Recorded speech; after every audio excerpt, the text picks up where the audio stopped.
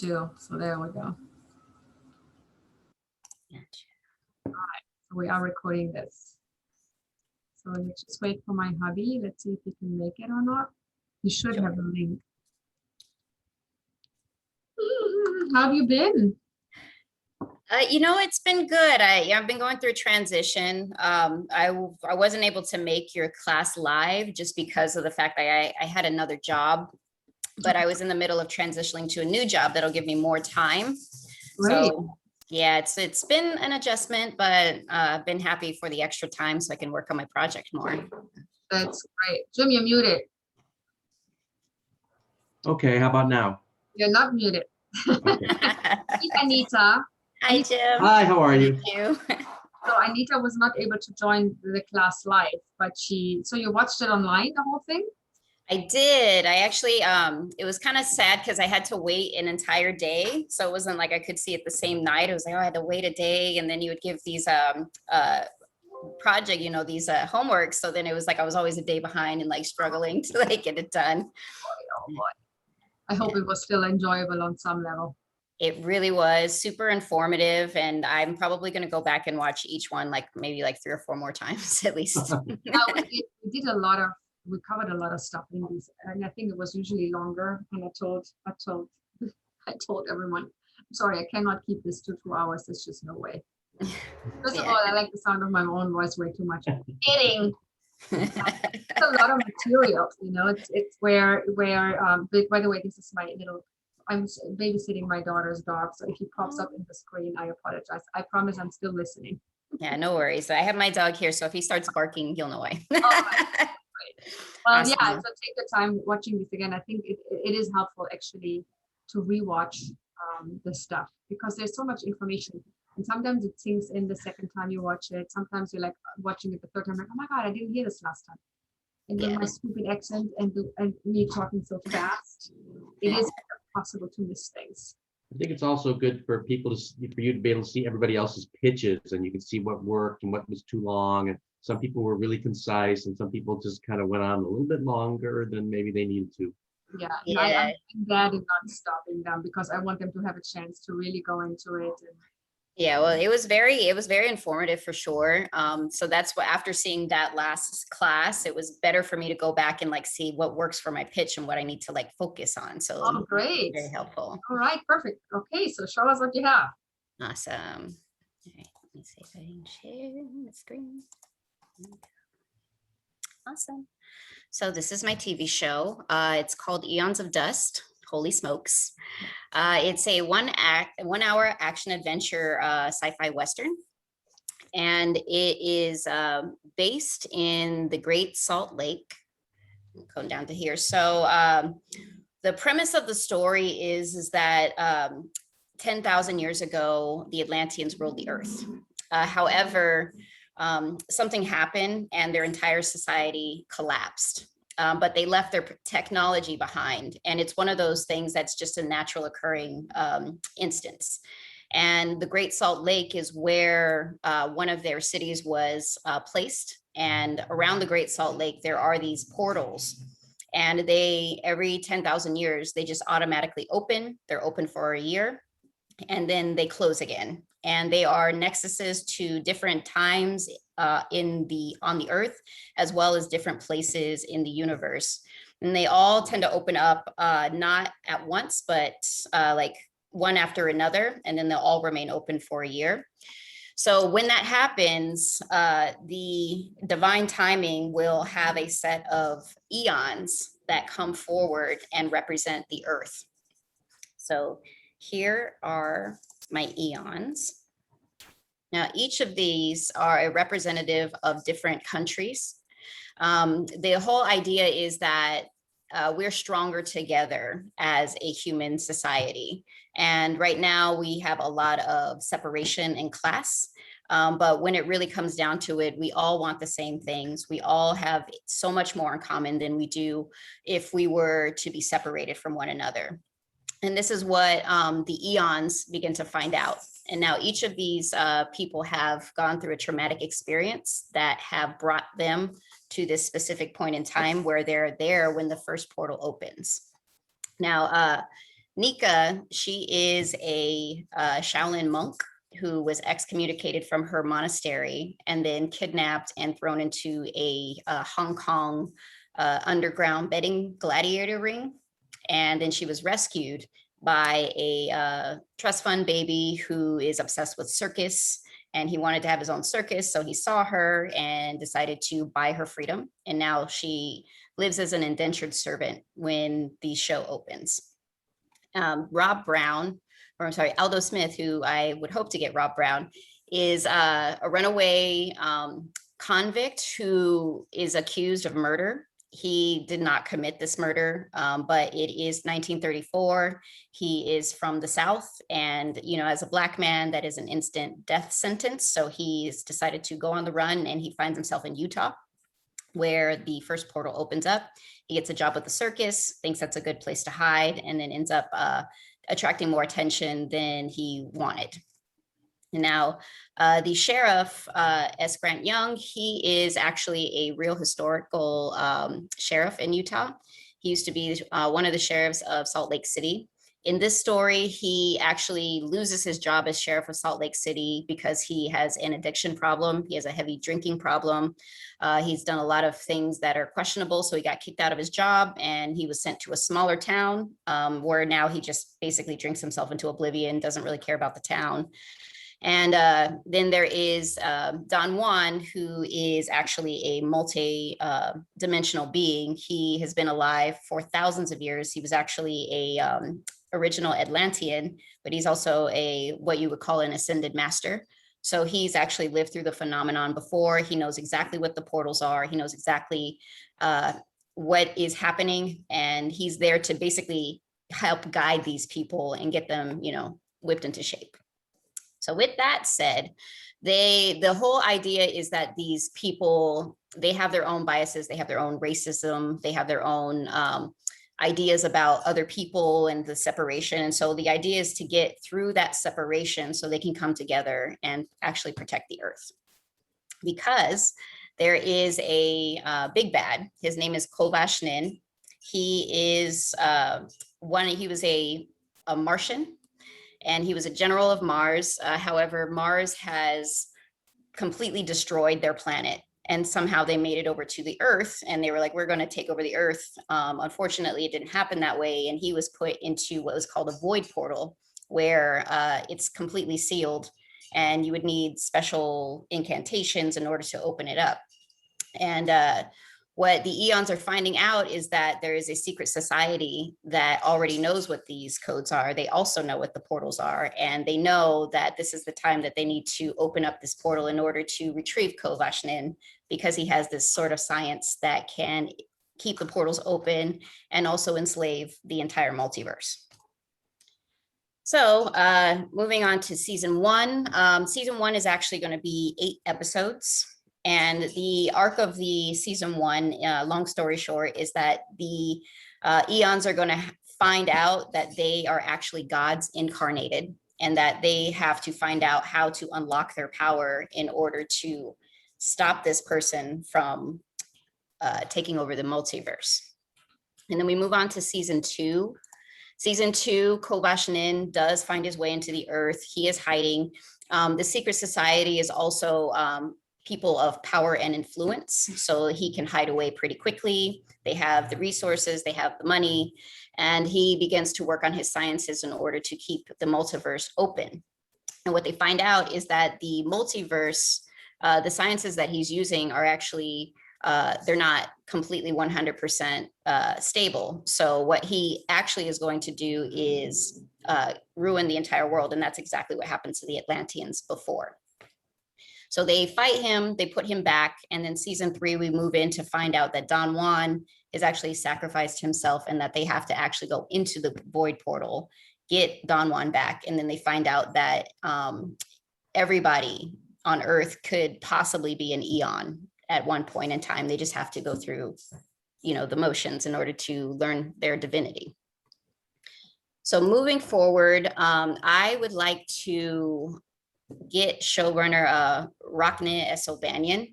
He actually was the showrunner for Farscape. He's currently working on Evil. I don't know if Evil is going in for another season. I'm not sure. I hope it's not, because then I would like to recruit him possibly, and then also get Dean White as a main director. And he worked on The 100 as well as Once Upon a Time.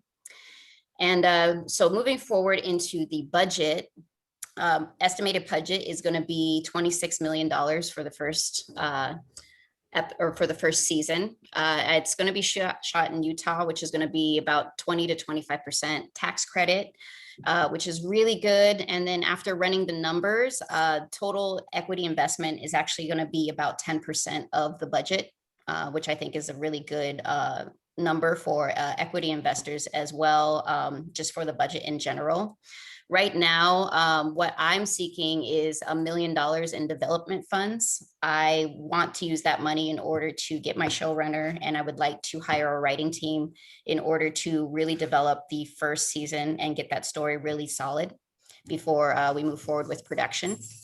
And then, of course, I would like to shop it around to either Netflix, Hulu, any of the online, HBO, any of those online premium platforms. I think they would be more interested in that. And then, you know, watching your classes, Jeanette, it was really enlightening, because then you're thinking, you know, I just have to sell it. But in fact, you can offer them a deal. You can either do, we can do half and half, or you can just, you know, license it from me. So those are good options for me to throw on the table for them. I also want to look into pre-sale music rights, because I do think that we could do some sort of like bluegrass Americana type album. Makes me think of Oh Brother, Where Art Thou, where they did something in the 30s, and the album actually won a Grammy for Best Album of the Year. So I would like to, you know, push that forward and hopefully get some music money out of that. Moving forward, I do have, this is pretty much like a snapshot of what sales projections could be. I think that I am posed to at least recoup on the very low end everything, as well as make a little bit of money for myself and my production company. And then that was pretty much it. And this is the end of my presentation. Very well done. Very Thank nice you. graphics, I would say. Thank you. First of all, I love what you did in mixing these genres. So it's, to me, it looks like it's a mix between what was it? Like Westworld, right? Correct. Thank you. That's what I was looking for. Westworld, and there was another one. I'm so bad. Outlander, maybe? Thank you. Thank you. I can read my wife's mind. Love it. Yes. So I like that. I did say creatively, I mean, the presentation is beautiful. The visuals, the way you run through it, the pitch, the way you explain it, impeccable. I mean, really, congratulations on that. Very, very well done. It got me interested. Oh, You know, I want to know more about the details of the creative. So when you say season 2, your bad boy is coming, and you know he's then coming out of his void and he's creating trouble on Earth. I understand the stakes for that, but what are really the stakes for season 1? I did not get a sense of urgency, drama. I'm not sure I'm understanding your story thinking for the entire season 1, which I think would be good for you to lay out a little more information for, if that makes sense. Okay. Is there a stake that I missed potentially for season 1? Is there a drama point that I might just overheard? Yeah, I did kind of skip over it. So season 1, they're dealing with the portals. So in the portals, there's different places that they're going to have to go. And as far as like each portal is going to open up to something, you know, that's kind of like one of the great mysteries of the world. So for instance, like the first portal is opening up to a desert on some random planet with all these aliens. And they're kind of like a desert people. They kind of look like insects. They end up wanting to go to war, so they come through the portal. So they're dealing with like all of these like different societies and different species that are now have access to the Earth. So Don Juan is actually there to help them kind of deal with it, as well as other people, other species are coming through other portals, and they're either enemies or allies. So it's like these eons, they're actually trying to learn how to navigate this new world that they're dealing with. Okay, so it's a little bit of what's this series, Star Trek in there too. Yeah. Discover new worlds and you have to deal with it. I would suggest that you add a season 1, maybe 1 or 2 slides so that people understand what happens in season 1. So for you to say, for example, here's what they're dealing with in season 1. First portal opens in the desert. Here's what's happening there. I would, and then you say in future episodes, every time they're dealing with a portal that's opening and someone coming in that's a threat to the earth in some shape or form. So if you can sum up the first 8 episodes on a slide saying this is what happens in episode 1, this is what happens episode 2. So just I understand what happens in the first season and what I'm dealing with story-wise. If you can add 1 slide that would do that, I think that would be helpful in understanding each of your story points better. Does that make sense? Yes, it does. The financials make sense. How did you get to 10% equity? Did you include pre-sales or something? I did. Here, I'm going to show you. So this is just basically the snapshot. This is off of the Excel sheet that you had provided. So I would like to shoot to see if I can get possibly 30%. I know that 25 was like the low end. I was like, maybe I can just bump it up just 5%, do 70% estimated sales. But then I also did the max for the tax credit for Utah, which made a big difference. And that actually brought that down to 10% in equity. Got it. So you do a 30% pre-sale to the US and you have 30% international. Got it. Mm-hmm. I would put not in this detail, but I think you can, in that 1 slide where you have the financials. Yes. You might want to just put a version in there where you just sum up where the money is coming from and how you get to 10%. This will help the investor to understand A, how much collateral is left for them to recoup their equity from, and B, where the other finance sources are coming from. Got it. Okay. So you don't need to be that detailed as you are here, but if I would look at this as an investment, I would want to know where does the other 90% come from if I'm only paying 10. It's just like a normal question. So this way you can just say we have a bank loan. It's this much. The bank loan is altogether 14.56, tax credit 6.5, so that we know where the rest is coming from. I think that would be helpful.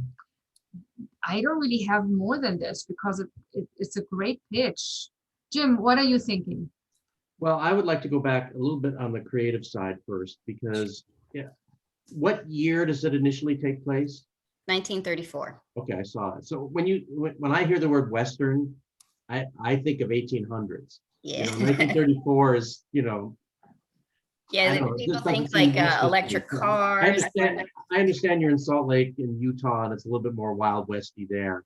Mm-hmm. And so my other question is, the 3 people who don't know that they're Aeons, they're all just in the real world and happen to be in Utah, a couple of them at the circus, and then they find out when the portal opens who they are.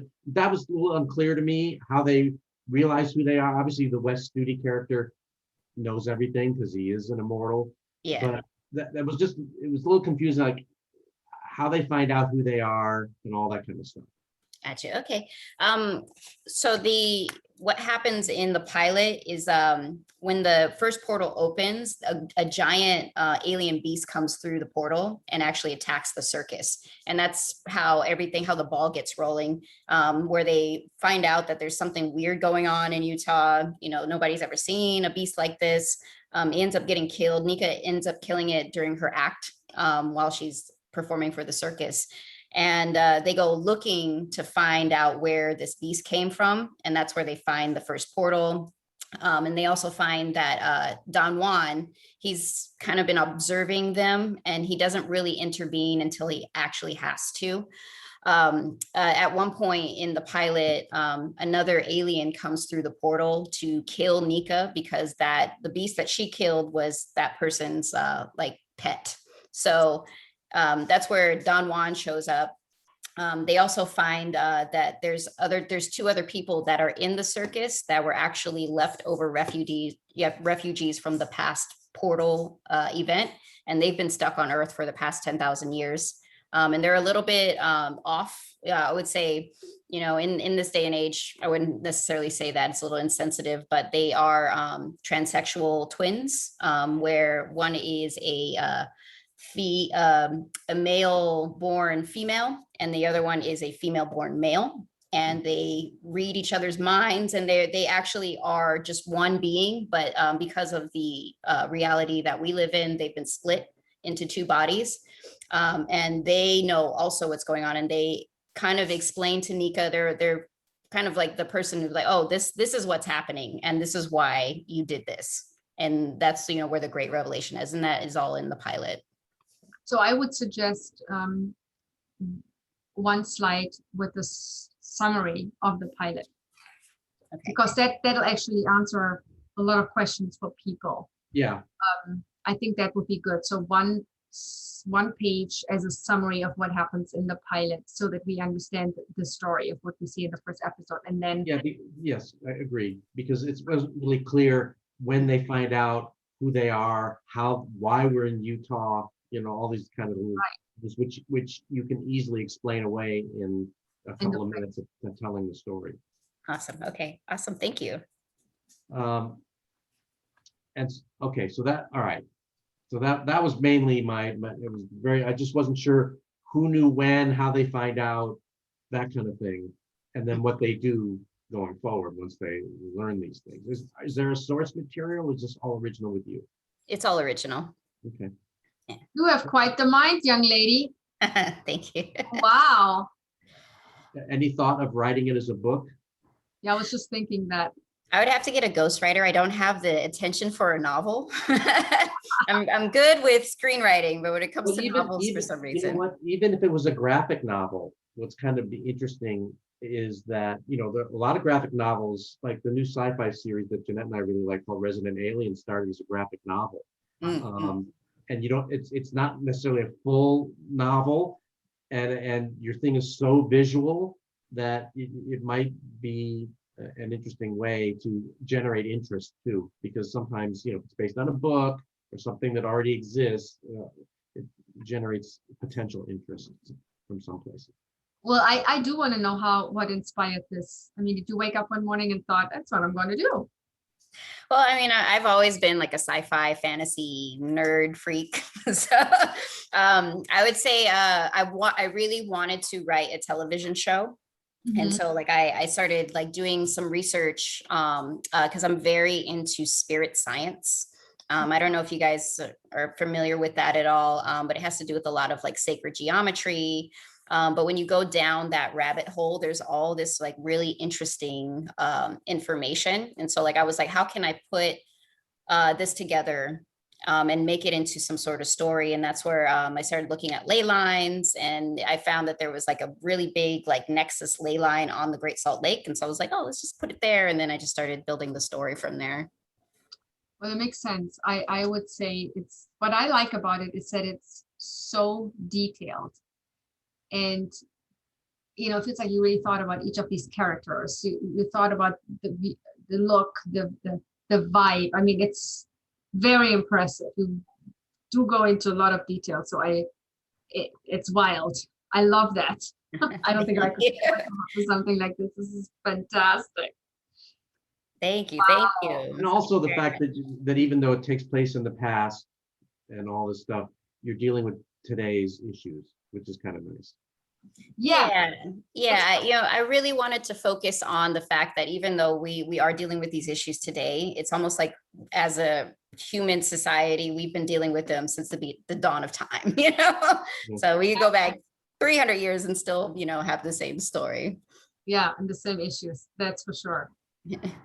I mean, it's so well done. I don't think, I just want to understand more of the I'm intrigued, so I want to know more. That's why I think it's good for you to put the summary together for the pilot and to give me more juice on the first episode's content. First season episodes content is what I wanted to say. Do you want to do that and send it to, would you just send it to me again? Sure. Yeah. So I would, if you do that, then I'm happy to read that and see what else I can come up with. But it's a very good pitch. It's really, I mean, this is interesting for sure. Awesome. Yeah, Thank you. I appreciate that. sure, sure. So budget-wise, did you have an, I mean, sounds like it could be more expensive than 26 million also. Yeah, I was trying to be conservative A lot with of the special budget. effects in there. A lot of Yeah, I think there's CGI. visual effects in there. Yeah, I would like to work with Jim Henson Studios as well, just for like some of the aliens, you know. And I know that's gonna cost money. Yeah, So, yeah, it will cost money, but that's okay. Yeah. First of all, it's a great address, and I think it's not a bad idea to add them. When you have it done, when you have the visuals done, you have the thing done, we might talk about it again. I think it's not a bad idea to send to them and see if they would be interested in cooperating with you on this. It's a good little extra quality pointer you can have in there and saying, I already pitched this, I already discussed it with the Jim Henson company, they're interested in cooperating on the production thing. That's what they want to do. I think that's great, especially for something like this. Okay, budget, increasing the budget if you want to for this. You can be in the low 30s. I think you'll still be fine. And it gives you a little more to play with. And it will also not shy, people will not say this is too low, it's too cheap, and they will not say this is too expensive. You know, I think if you're in the low 30s with this for 8 episodes, you're going to be okay, and it's going to sound a little more solid, knowing that there is money for visual effects.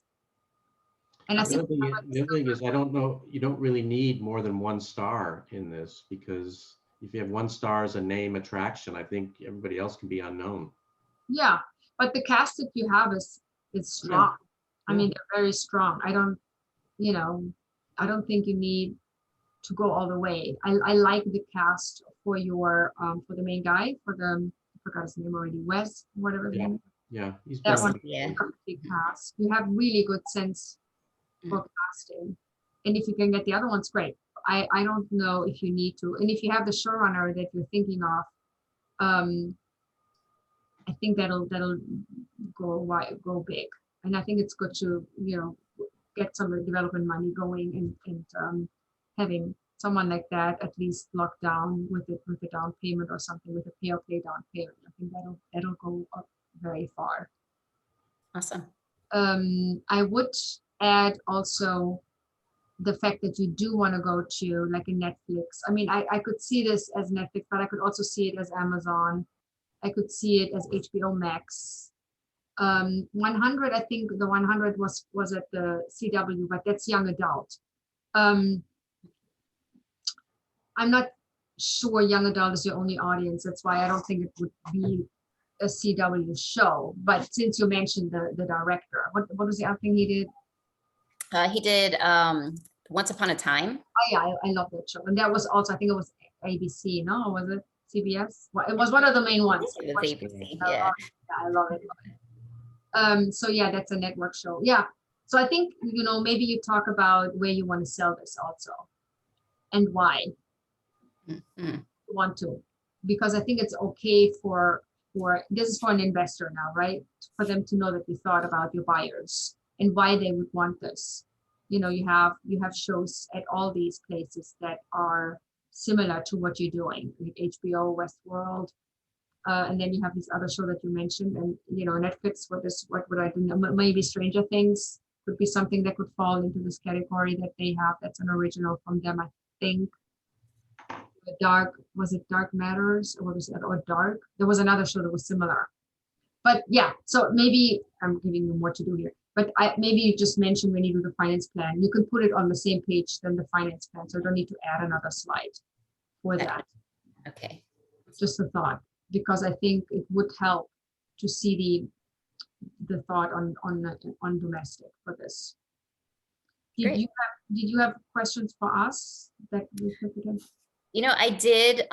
So I was offered an opportunity, and I know you had mentioned there was not necessarily an equity investor, but it was like a business solution company. And they have a program where they will fund 100% of your project. Okay. But the idea is that they will, you bring the bank and then they go talk to the bank and then you do a deal with them.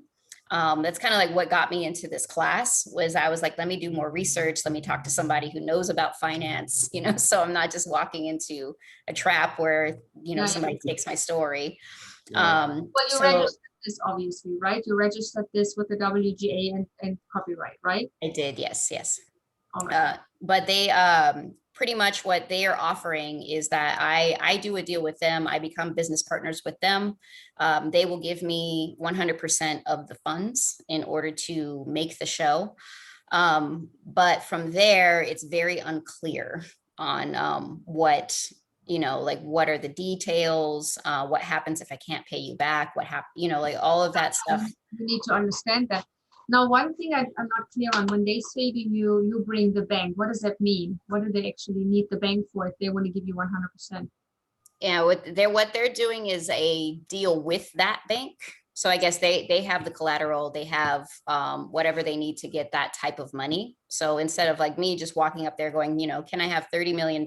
They can go up and be like, well, we have all of this that we can give you. So you can give us the $30 million and then we will just give it to her. And they're like, we would be business partners. Well, I would be a little weary about why they would need you to bring a bank, because they could just go to the bank themselves. If they have collateral that's bankable, they could easily pick up the phone to any bank and say, give us money for this, we give it to Anita, Yeah. I don't want to close the door to these people though. If you have a deal, what they need to do is they need to send you like a term sheet. Give me a deal memo, what the deal is. Yeah, and what you need from me, and if I have to go to the bank, what do I have to come back to you with? Correct. Right. So let them give you something in writing. Have they given you something in writing at all? Not yet. It was more of a presentation from a film festival that I'm affiliated with. They actually brought these people over like, oh, well, you got nominated for an award, so you can come to this thing where you can actually get your project funded. And it is by somebody that I do trust. But before I just jump right in, I just wanted more information, more research on financing, just to be smart about it, not just going like, oh yeah, I can make my show. And then, 2 years down the road, I'm kicking myself. Do you know if they have projects that they funded? Do they have a list of projects that they funded? They mentioned, like they're doing deals with Holly Berry, but nothing like on paper, it's more like they've just told me this. And there's nothing in the trades either about them. I did some research on them. They're more than just funding film and television. They also help, startups. They work with a lot of like different types of businesses.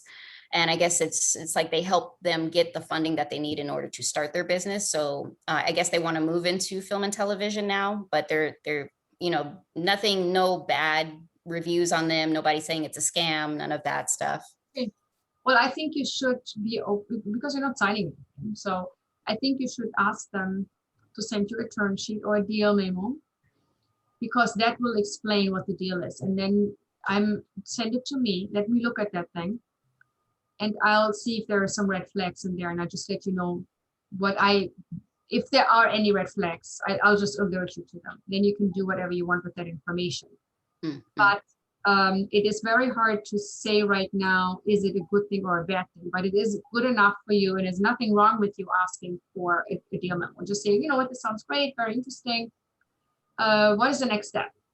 Are you going to send me a deal memo? What are we doing in order to facilitate this thing? Let's see what they come back with, and then send me what they come back with, because that will help me understand how they structure the deal.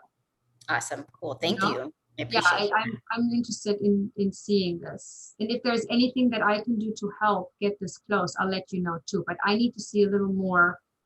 I'd like to see the next step of this. And then I can see if maybe, there's something I can help with in order to get it. You don't want a scenario where the deal memo says, and then you give us $200,000 and then we'll be right back to you with the money. I've seen those. But I'm not going to even bother.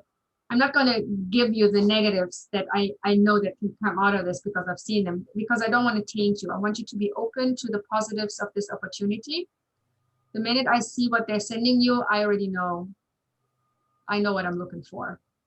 Awesome. Nothing there, I will tell you that too. And I will, I will happy to help you get this done in a way that you don't lose control and that you still keep your copyright and that, you have all the things that you need in order to not lose your ownership component in this. We'll make sure that that'll be at least addressed. And again, you can do with that information what you want, but I'd like to make sure that you're not being taken to the cleaners and lose your stuff.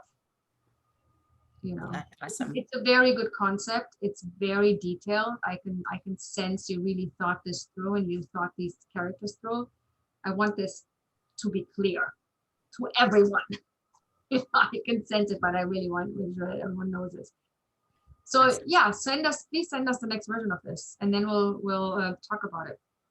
Fantastic. Awesome. And Thank you so much, whatever Jeanette. they come back to you with, so we can look at that too. But Mm. don't be shy in pushing this forward, because it might be a great opportunity, and we don't want to, lose those. You never know. Awesome. Thank you. Great. Thank you. That was the only question you had? It's so easy. Yeah. Oh my God. Yeah. With the great pitch. Very Well, nice. I mean, you've already like helped point me in the right direction as far as like where can I bring the pitch to make it clearer and better and more grab you better. So that's all I really needed. That's fantastic. I'm very happy to hear that. I can't wait to see the next version. So send it on, Mm. and then we'll get back in touch. Fantastic. Awesome. I'll Thank you, send you Jeanette. the recording for this right now, so you have that also, so you can look back at it. Awesome. And thank you, Jim, as well. Welcome. Yeah. Very excited now. Good. You should be, because you have something really good there. You should be excited. It's not always the case. Most, many, I would say 90% of the people that pitch stuff is like, oh my God, I've seen this 100,000 times. It's so boring. I shouldn't say No. on a recording, but yes, it happens a lot. You didn't name names, honey. It's okay. You didn't name names. I didn't name names. Thank God. Usually I do. Bad. All right. I'm here. And if you have any questions in between, you have my number. Always feel free to just quickly text me so I can make some time. And Fantastic. we'll get back on the phone. Awesome. Well, thank you guys so much for your time and have a great rest of your May, I guess. Okay. Exactly. Bye. Right. Bye. Bye-bye.